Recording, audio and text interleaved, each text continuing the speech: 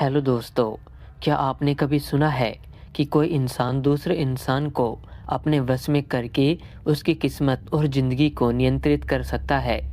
क्या सच में इस दुनिया में ऐसी शक्तियाँ मौजूद है जो इंसानों को अपने इशारों पर नचा सकती है? आज की यह कहानी एक ऐसे गांव की है जहां एक बूढ़ी औरत वशीकरण की खतरनाक विद्या जानती थी। वह शैतानी ताकतों की पूजा करती थी और मासूम लोगों को अपने वश में करके उन्हें हमेशा के लिए गायब कर देती थी।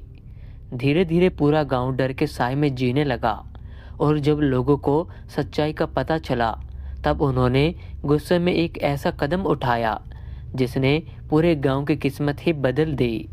लेकिन असली डर तो उसके बाद शुरू हुआ, क्योंकि उस औरत की मौत के बाद भी उसकी आत्मा जिंदा थी। तो अगर आपका दिल कमज़ोर है तो इस कहानी को अकेले और रात में मत सुनिएगा, क्योंकि यह है वशीकरण, एक ऐसी डरावनी कहानी जो आपको अंत तक सिहरने पर मजबूर कर देगी।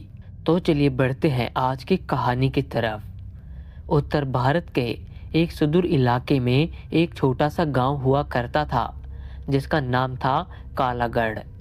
वह गांव चारों तरफ से घने जंगलों और ऊंचे ऊंचे पहाड़ों से घिरा हुआ था। दिन में यह गांव बहुत शांत और सुंदर दिखाई देता था, लेकिन जैसे ही सूरज ढलता पूरे गांव पर एक अजीब सी खामोशी छा जाती थी। गांव के लोग बहुत सीधे सादे और मेहनती थे। वे खेती बाड़ी करके अपना जीवन यापन करते रहते थे। गांव में बिजली और आधुनिक सुविधाएं बहुत कम थी, इसलिए लोग जल्दी सो जाते और सुबह सूरज निकलने से पहले ही अपने काम में लग जाते थे।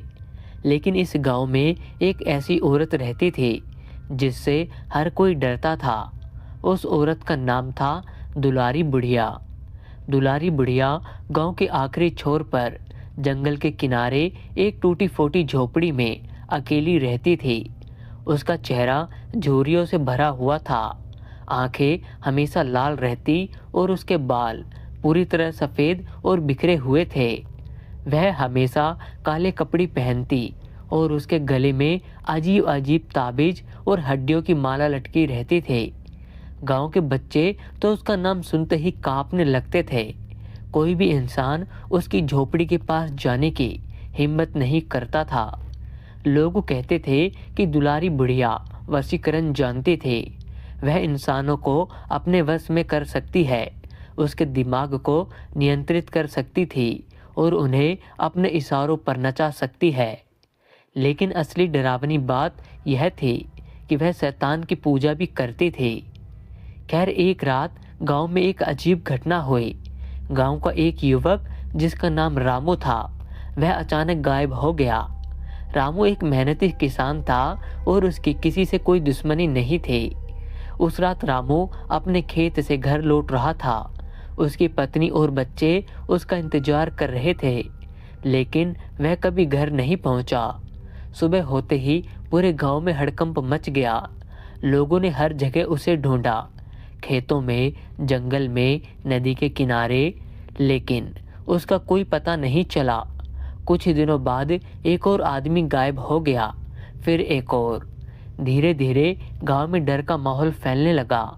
लोग शाम होते ही अपने घरों के दरवाजे बंद कर लेते थे। बच्चों को बाहर खेलने की इजाज़त नहीं दी जाती थी।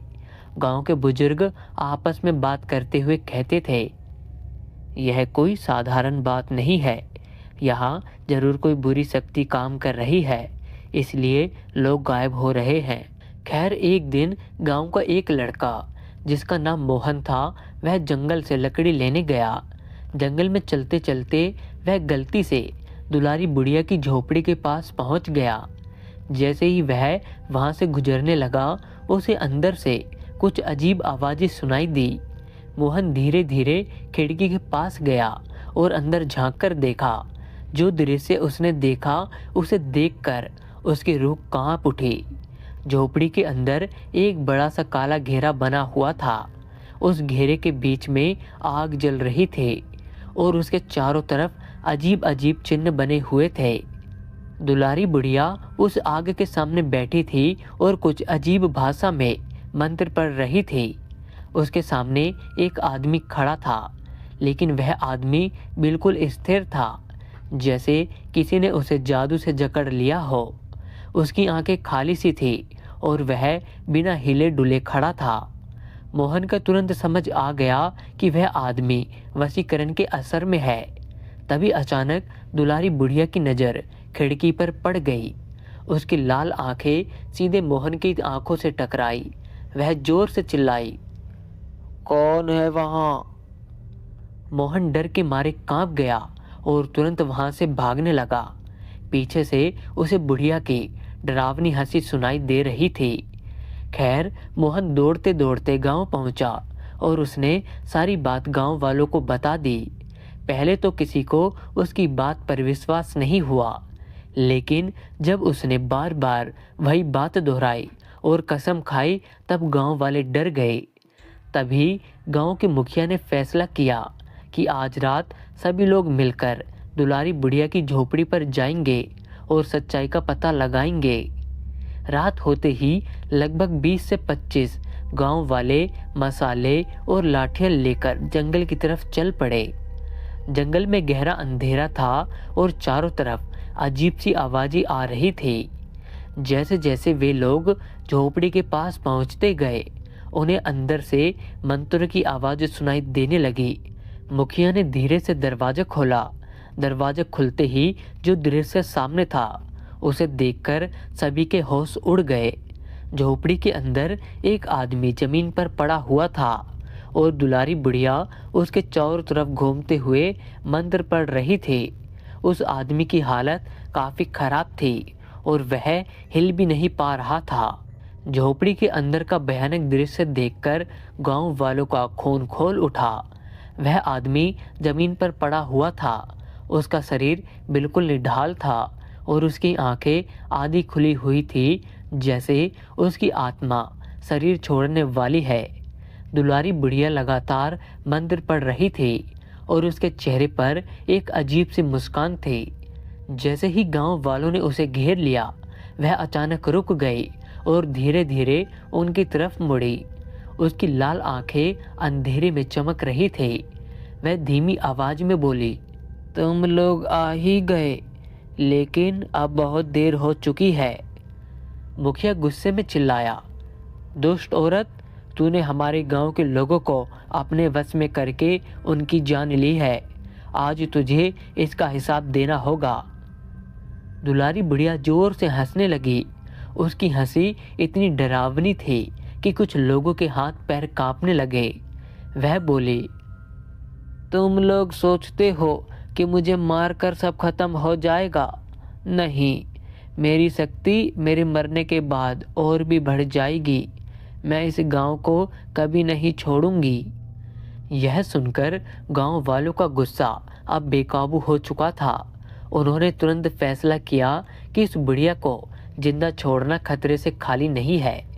कुछ लोगों ने झोपड़ी के चारों तरफ सूखी लकड़ियां और बांस इकट्ठा कर दी।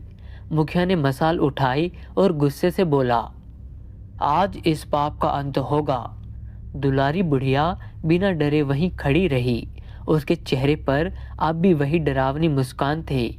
जैसे ही मुखिया ने मसाल झोपड़ी पर फेंकी, आग तेजी से फैलने लगी। कुछ ही मिनटों में पूरी झोपड़ी आग की लपटों में घिर गई। आग के बीच खड़ी दुलारी बुढ़िया जोर जोर से चिल्लाने लगी और आखिरकार वह आग में खत्म हो गई। गांव वालों ने राहत की सांस ली। उन्हें लगा कि अब सब कुछ खत्म हो गया है, लेकिन असली डर तो अब शुरू होने वाला था। बुढ़िया के मरने के कुछ दिनों बाद गांव में सब कुछ सामान्य लगने लगा। लोग अपने काम पर जाने लगे और बच्चों की हंसी फिर से सुनाई देने लगी। लेकिन एक रात अचानक गांव में एक और आदमी गायब हो गया। फिर अगले दिन एक और आदमी गायब हुआ। अब गांव वालों के दिल में फिर से डर बैठ गया। एक रात गांव के चौकीदार ने कुछ अजीब देखा। वह गांव के रास्ते पर गश्त कर रहा था। तभी उसे दूर जंगल की तरफ एक काली परछाई दिखाई दी। वह परछाई धीरे धीरे उसकी तरफ बढ़ने लगी। जैसे जैसे वह पास आई, चौकीदार की सांसें तेज हो गई। उसने देखा वह कोई और नहीं बल्कि दुलारी बुढ़िया की आत्मा थे। लेकिन अब उसका चेहरा पहले से भी ज़्यादा डरावना था। उसकी आंखें पूरी तरह सफ़ेद हो चुकी थी और उसके शरीर से धुएं जैसी काली छाया निकल रही थी। चौकीदार डर के मारे चिल्लाया, लेकिन उसकी आवाज़ सुनने वाला वहाँ कोई नहीं था। अगले दिन सुबह चौकीदार भी गायब था। अब गांव में हर रात कोई न कोई इंसान गायब होने लगा। लोगों ने साफ साफ कहना शुरू कर दिया, यह दुलारी बुढ़िया की आत्मा है, वह हमसे बदला ले रही है। कुछ लोगों ने गांव छोड़ने का फैसला किया, लेकिन जो लोग गांव छोड़ने की कोशिश करते, उनके साथ रास्ते में अजीब अजीब घटनाएं होने लगती थी। किसी की बैलगाड़ी अचानक रुक जाती, किसी को रास्ता ही दिखाई नहीं देता, तो किसी को दूर से वही डरावनी हंसी सुनाई देती। धीरे धीरे पूरा गांव डर के साए में जीने लगा। खैर, एक रात गांव के सभी लोग पंचायत में इकट्ठा हुए। मुखिया ने कांपती आवाज में कहा, अगर हम यहाँ और रुके तो हम सब मर जाएंगे। हमें यह गांव हमेशा के लिए छोड़ देना होगा। सभी ने उसकी बात मान ली। अगली सुबह सूरज निकलने से पहले ही गांव के लोग अपना सामान लेकर गांव छोड़ने लगे। जैसे ही आखिरी परिवार गांव से बाहर निकला, अचानक तेज हवा चलने लगी, पेड़ जोर जोर से हिलने लगे और आसमान में काले बादल छा गए। उसी समय गांव के बीचों बीच एक भयानक चीख सुनाई दी। सभी लोगों ने पीछे मुड़कर देखा। गांव के बीच में दुलारी बुढ़िया की आत्मा खड़ी थी। उसकी आंखें आग की तरह चमक रही थी और वह जोर जोर से हंस रही थी।